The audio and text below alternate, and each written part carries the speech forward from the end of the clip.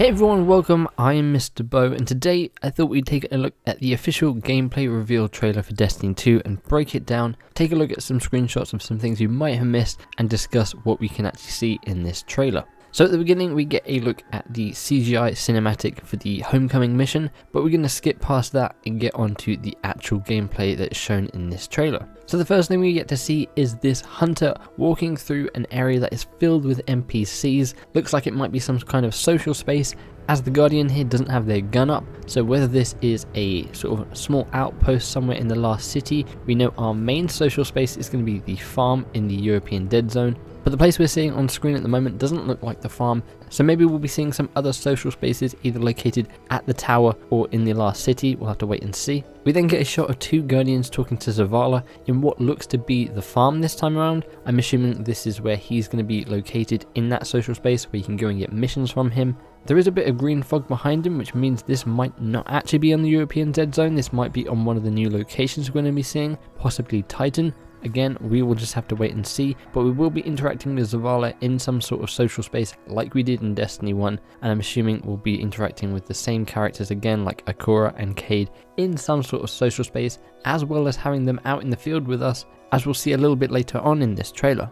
Here we get to see the first look of some of the customization we're going to be able to do for the Titan, Hunter and Warlock, and just looking at these armor straight away, they look really cool. They look like nothing we saw in Destiny 1, which is a good sign. We're getting all new armor designs. And as we saw in some of the other trailers that Bungie released, there is a lot of other awesome customization for the classes that we know that is going to be acquired through certain means. Now this is a really cool shot. So this is being confirmed now that this is a piece of the Traveler that has fallen off and landed in the European Dead Zone, or in Earth at least.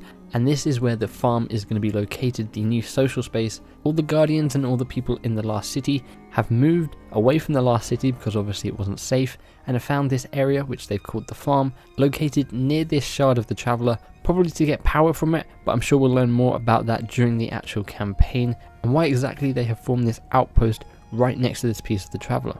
Next we get a shot at the brand new exotic hand cannon. This is called the Sunshot. You may have seen a lot of other YouTubers using it in some of the gameplay they managed to capture, as it was available at the event along with two other exotic weapons, the Sweet Business and the Risk Runner, which we'll see again later on in this trailer.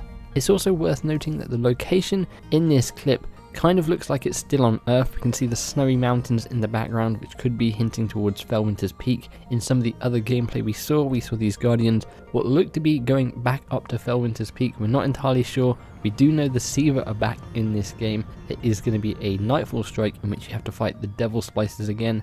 So maybe we'll be seeing some more locations on Earth other than just the European Dead Zone. Fan favourite Sparrows make a return. They're slightly tweaked this time, got a little bit of a different design, which is really cool to see. Fingers crossed we'll see SOL make a comeback, as I really enjoyed that. I know a lot of people had their feelings about it, but I hope they bring it back, as well as some other cool events. Another cool vehicle we're going to be able to use in Destiny 2 is this thing, which is a tank. It has been confirmed by Deeds there are going to be some awesome vehicles for us to pilot, including this tank, and probably some other vehicles along through the campaign. Maybe we'll get them in multiplayer, but I doubt we will, as vehicles didn't really work too well in multiplayer last time in Destiny 1. You see this hunter sliding on the ground and then using this shotgun to take out a Cabal. Now it's not been confirmed, but this shotgun to me looks like it is an exotic. It has sort of an electric feel to it, has arc damage pulsing through it, and it kind of just looks like it's an exotic shotgun. It doesn't look like your sort of normal shotgun. Of course, shotguns are now seen as power weapons, so with that new power weapon title, it might mean we're seeing some new sort of designed shotguns. So this might just be a really cool designed legendary shotgun for all we know, but it could be an exotic. Now yesterday I did a video discussing the new supers, and of course the Warlock's getting the brand new super, the Dawnblade, but it also might be receiving the old super, the Voidwalker,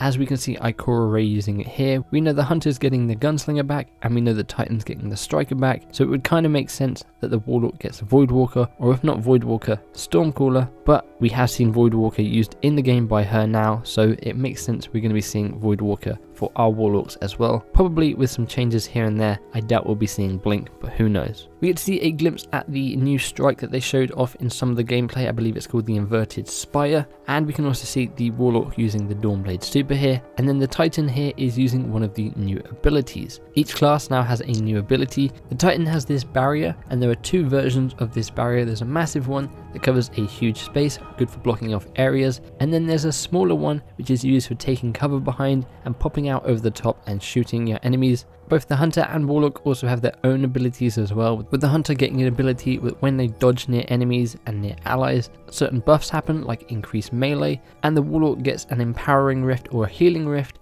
in which they stand in it and they'll either get a buff in damage or they'll get their health regained. Now, while we know swords are making a return in Destiny, we know the collector's edition is going to be giving players a special legendary sword. We see this Hunter here wielding what looks more like a katana instead of a massive sword like we saw in Destiny 1. So does this mean we're going to be getting more variations in swords? Hopefully. I did like enjoying swords near the end of Destiny 1. I wasn't too big of a fan when they first got introduced, but I would love to see swords introduced more into Destiny 2, more variation on what they can do. We saw this in the Homecoming mission, but Bungie finally revealed what is behind that door that Zoe was standing in front of for so long, but it turns out it was the spicy ramen place that Cade goes to.